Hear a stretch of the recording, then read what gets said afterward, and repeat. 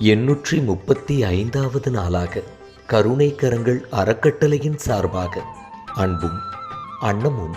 என்பதன் அடிப்படையில் மதிப்பிற்கும் மரியாதைக்கும் உரிய திரு ஜெயராமன் திருமதி விஜயலட்சுமி தம்பதியர் மற்றும் அவர்கள் குடும்பத்தார் அனைவரின் சார்பாக மதிப்பிற்கும் மரியாதைக்கும் உரிய டாக்டர் திரு ஏ ஷியாமலா ராஜா திருமதி எஸ் உஷாராணி தம்பதியர் திருக்கரங்களால் அரசு மருத்துவமனையில் சிகிச்சை பெறுபவர்களுக்கும் மற்றும் உடன் இருப்பவர்களுக்கும் காலை உணவு அருட்பிரசாதமாக வழங்கப்பட்டது.